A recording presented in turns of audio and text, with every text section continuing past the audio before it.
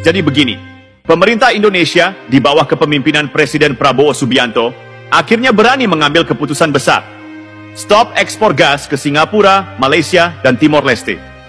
Kenapa? Karena kita butuh. Selama ini kita ekspor gas ke negara-negara tetangga, sementara di dalam negeri, industri, dan masyarakat harus berebut energi dengan harga yang makin mahal.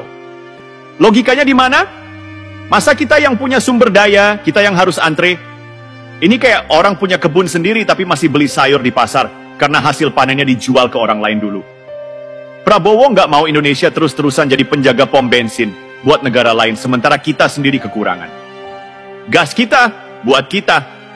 Itu intinya. Singapura dan Malaysia langsung panik. Ya iyalah, selama ini mereka nyaman dapat pasokan gas murah dari Indonesia. Singapura bahkan lebih dari 50% gasnya dari kita. Malaysia, meskipun produsen gas besar, mereka masih ngandelin pasokan dari kita buat sektor industri tertentu. Sekarang, tiba-tiba Indonesia bilang, maaf, stoknya buat kami dulu. Gimana nggak kaget? Singapura dan Malaysia harus cari alternatif lain. Mau impor dari Australia, mahal. Mau bikin infrastruktur baru, lama. Mau marah ke Indonesia? Ya, silakan. Tapi ini bukan soal suka atau tidak suka. Ini soal hak kami atas sumber daya kami sendiri. Mereka harusnya sadar, selama ini Indonesia terlalu baik hati. Sudah terlalu lama kita seperti pelayan yang rajin nganterin makanan ke meja orang lain, tapi lupa makan sendiri. Sekarang pelayan ini sadar, dia juga lapar. Banyak yang bilang, wah, ini kebijakan egois.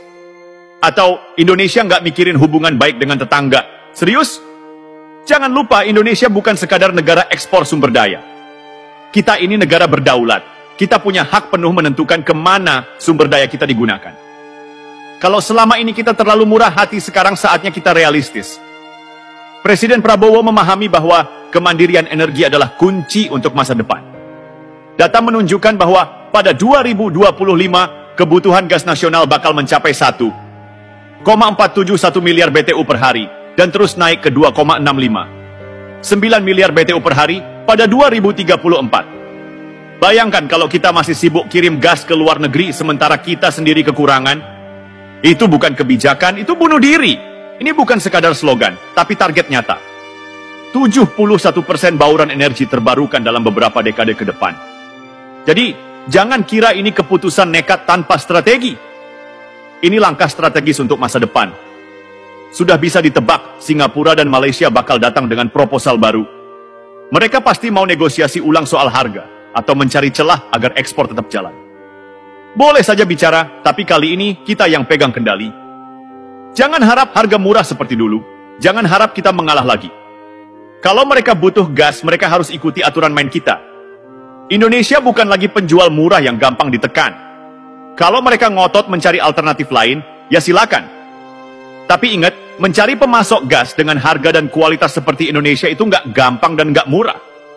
Langkah ini juga bikin peta politik energi Asia Tenggara berubah. Indonesia menunjukkan bahwa kita bukan lagi negara yang bisa ditekan atau dianggap remeh. Singapura dan Malaysia sekarang harus cari cara baru untuk memenuhi kebutuhan energi mereka. Mungkin mereka bakal makin mendekati Australia atau negara lain, tapi tetap saja, Indonesia kini berdiri lebih tegak, lebih percaya diri. Di dalam negeri, kebijakan ini juga memperkuat posisi Prabowo sebagai pemimpin yang tegas dan visioner. Bukan pemimpin yang cuma main aman dan takut ambil risiko. Ini juga sinyal buat negara-negara lain. Indonesia bukan lagi negara yang cuma nurut dan mengikuti kemauan orang lain. Kita punya agenda sendiri dan kita jalankan dengan kepala tegak. Selama bertahun-tahun, kita seperti negara yang terlalu baik, terlalu murah hati. Sekarang, waktunya berubah. Gas kita buat kita. Ini bukan soal memusuhi tetangga, tapi soal menegakkan hak kita. Kalau Singapura dan Malaysia selama ini nyaman karena gas murah dari kita, ya, sekarang saatnya mereka tahu rasanya berjuang sendiri. Prabowo dan pemerintahannya telah mengambil langkah besar. Bukan langkah yang populer bagi negara lain, tapi langkah yang benar untuk Indonesia. Dan satu hal yang pasti, Indonesia hari ini bukan Indonesia yang dulu. Dunia harus tahu, Indonesia bukan lagi anak bawang. Kebijakan ini bukan cuma bikin Singapura dan Malaysia kelabakan, tapi juga bikin dunia melirik. Indonesia serius nih jaga sumber dayanya. Ya, serius banget. Selama ini banyak negara, termasuk yang katanya negara maju, terlalu terbiasa melihat Indonesia sebagai penyedia bahan baku murah. Mereka nggak peduli kita dapat apa, yang penting mereka untung. Mereka pikir Indonesia akan terus jadi lumbung energi mereka tanpa protes. Nah, sekarang skenarionya berubah. Prabowo nggak mau Indonesia terus jadi negara yang hanya mengekspor bahan mentah. Kita bukan negara tambang yang isinya cuma bahan mentah untuk dikuras, lalu mereka olah sendiri dengan keuntungan berlipat-lipat.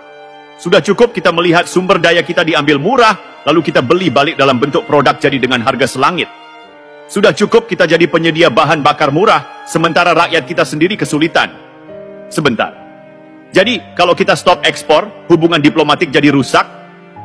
Memangnya selama ini negara lain mikirin kita waktu mereka menetapkan kebijakan yang merugikan kita? Ketika Uni Eropa melarang minyak sawit Indonesia, mereka mikirin hubungan diplomatik kita? Ketika Amerika dan sekutunya mengatur harga nikel dan baja dunia supaya mereka untung, mereka peduli kita rugi?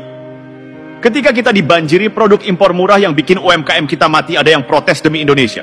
Jadi, kenapa setiap kali Indonesia pasang sikap tegas, kita yang disuruh mikirin perasaan orang lain? Kebijakan ini bukan soal permusuhan, ini soal harga diri dan kepentingan nasional.